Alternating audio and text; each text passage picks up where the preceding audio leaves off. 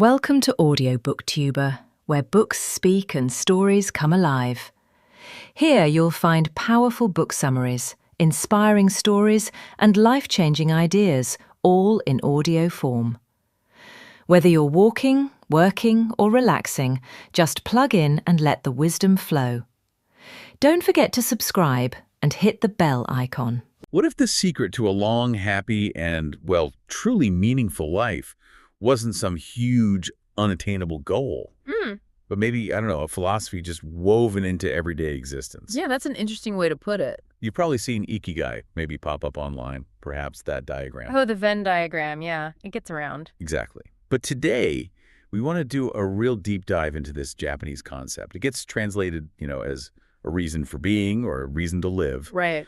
But our sources suggest it's quite a bit richer than that simple translation, or even the diagram might suggest. That's definitely true. For this deep dive, we've looked at some really solid sources. There's the bestseller, Ikigai, The Japanese Secret to a Long and Happy Life by Héctor García and Francesc Miralles. Right. Heard good things about that one. And also, The Little Book of Ikigai by Ken Mogi, who's actually a Japanese neuroscientist. Oh, interesting perspective. Yeah, and we've pulled in various articles, some interviews too, just to get a well-rounded picture. Okay, great. Yeah. So our mission here is to really unpack what Ikigai actually means. Look at its roots in Japanese culture.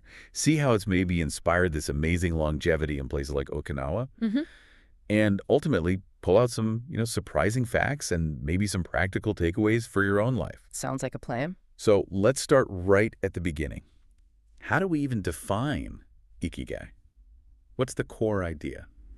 Well, at its heart, the word itself breaks down pretty neatly. You've got iki, which means to live. Okay. And gai, which means something like worth or value. So literally, it's about the worth of living. The worth of living. I like that. Yeah, and it's definitely deeper than just, finding happiness. That's a common misconception. Right. That distinction feels important. The sources really stress. It's not just about chasing a feeling like happiness. Exactly. It's more about finding a kind of harmony between what you love doing, what you happen to be good at, skills, and crucially, what your community actually needs from you. It's that intersection, that active space. That's a great way to put it. And historically, this wasn't some abstract philosophical thing. It was deeply embedded in Japanese society. How so? Well, think about traditional roles. Master artisans, carpenters, sword makers.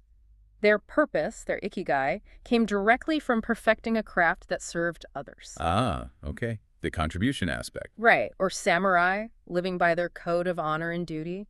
Even farmers, deeply connected to the land and the collective purpose of feeding the community. Your personal purpose really flowed from your place within that social structure. That paints a really clear picture. It wasn't separate from daily life. It was daily life. Very much. And it seems like after World War II, when things were obviously devastated, the idea sort of found new life.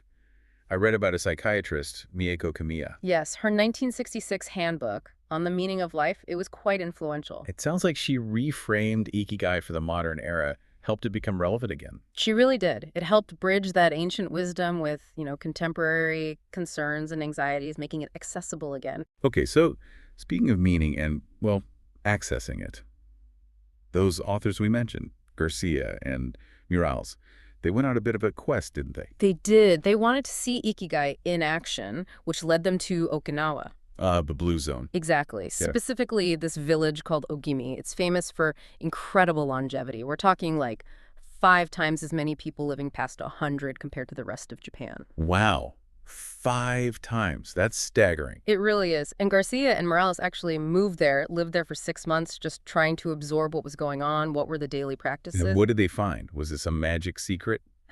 Not exactly a magic pill, more like a beautiful simplicity.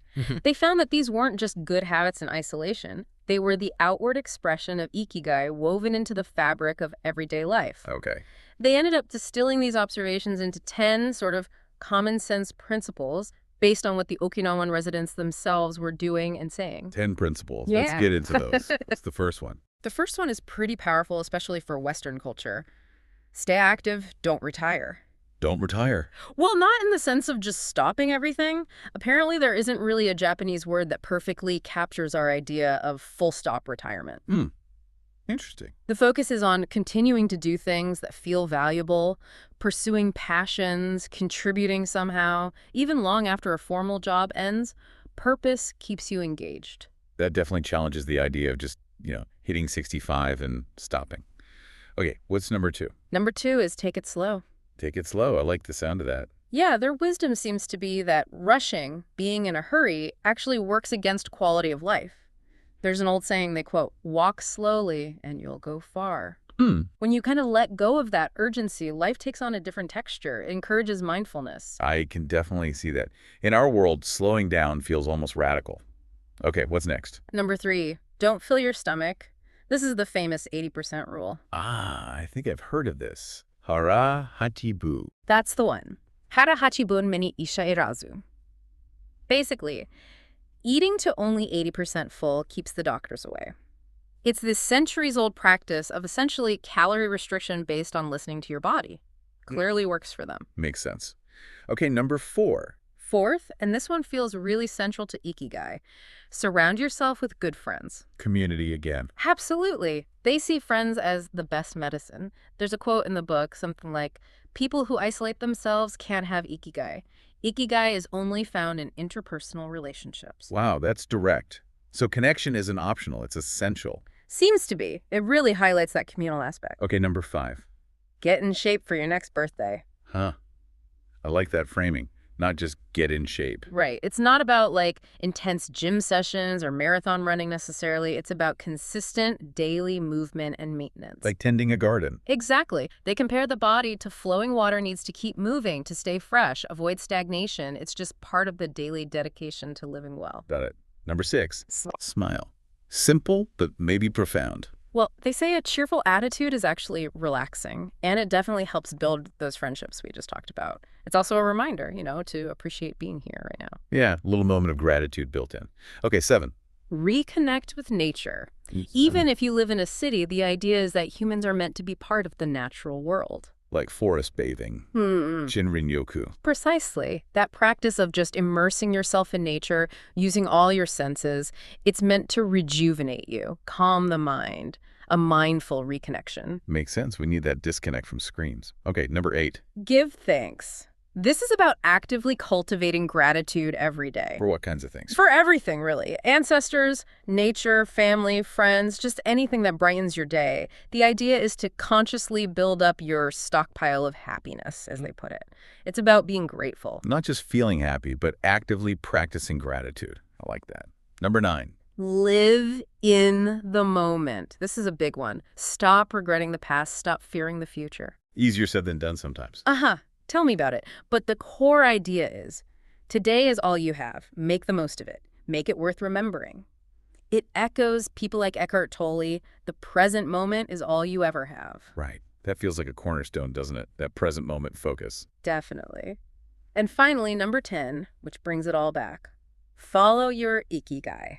Okay, so find your purpose. Well, yes, but it's maybe more nuanced than finding one big purpose.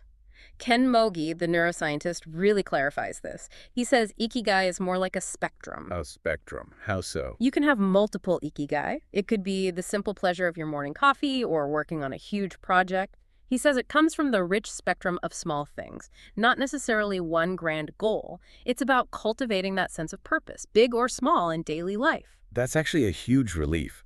The pressure to find the one thing can be paralyzing. Exactly. These small things add up. So these 10 habits, they paint this incredible picture of Ikigai lived out daily in Okinawa. But it makes you wonder, what are the sort of deeper psychological, maybe philosophical ideas that make these habits work so well? That's a great question. And it turns out this Okinawan wisdom resonates strongly with other philosophies of meaning, like Viktor Frankl's logotherapy. Frankl. Man's search for meaning. Powerful stuff. Incredibly powerful. His insights, obviously forged in the most extreme circumstances, really highlighted our innate human drive for purpose, even in suffering.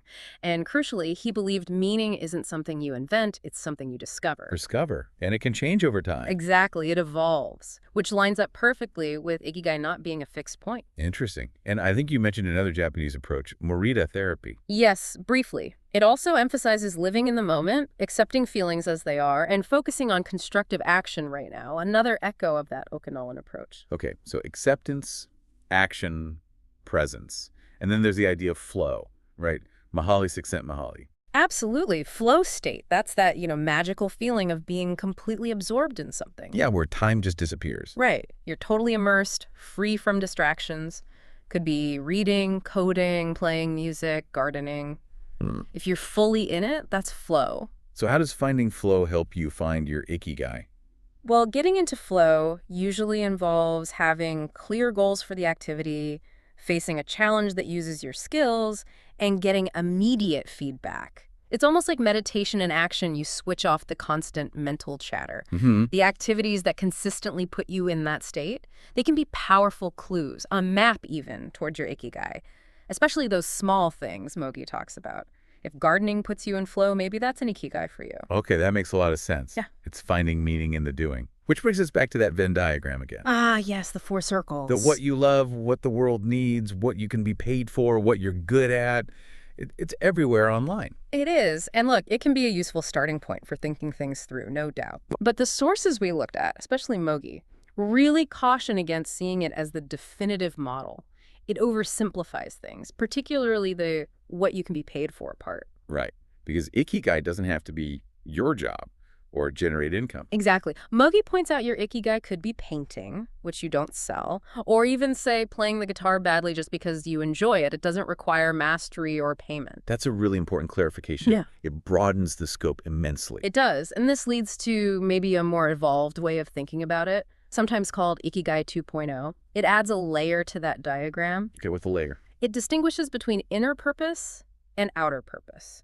Inner purpose is that fundamental, almost spiritual sense that life itself is worth living. It's maybe universal. Okay, a baseline sense of meaning. Right. Then outer purpose is your unique thing, the specific doing that makes life feel worth living for you. Ah, so the personal expression. Exactly. And when those two align, the general sense that life has value and your specific way of expressing that value, you get what Eckhart Tolle calls awakened doing, basically being active and purposeful simultaneously. Awakened doing, I like that.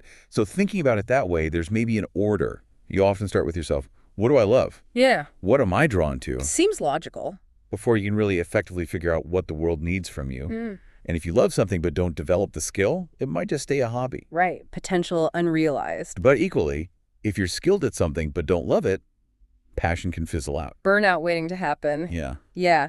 This deeper view even suggests skills might follow from pursuing what you love and where your talents lie, not just things you learn in isolation. It's interesting, too. One source mentioned that finding purpose can sometimes even be sparked by trauma, like an existential crisis. Yeah, that's a powerful idea. That difficulty can ignite a deep passion, a real drive to contribute something meaningful. And this connects to the idea of being a synthesizer. Right. Someone who pulls together information, knowledge, wisdom from different areas. In today's world, we're drowning in information, right? All about it. But we're often starved for wisdom. So the ability to synthesize, to connect the dots is becoming crucial. E.O. Wilson famously said, "The world henceforth will be run by synthesizers." Wow. And finding your Ikigai often involves that kind of personal synthesis, weaving together your experiences, passions, skills into something coherent. And connecting this wider still, you think about Abraham Maslow and self-actualization. His work. He found that people reaching that highest level are usually involved in a cause bigger than themselves, right? Typically, yes. Engaged in something beyond just personal gain. Which leads to that interesting paradox. Sometimes the most selfish thing you can do in the sense of pursuing your own highest values and potential. Right. Focusing inward initially. Actually leads to the most altruistic outcomes. Like the sources say, the best thing a human being can do is to help another human being know more. Your self-development serves others. It's a beautiful loop, really. So all of this, it really points towards Ikigai not being some static thing you find and then you're done. Absolutely not. It's a journey, a process. Purpose isn't fixed. It emerges, it deepens, it changes as you live and learn and grow. So the big takeaway for us, for you listening, is perhaps that things we often chase directly, like money or even happiness or fulfillment, maybe they aren't the goal. Maybe they're the byproducts. Exactly. They ensue, as Viktor Frankl put it.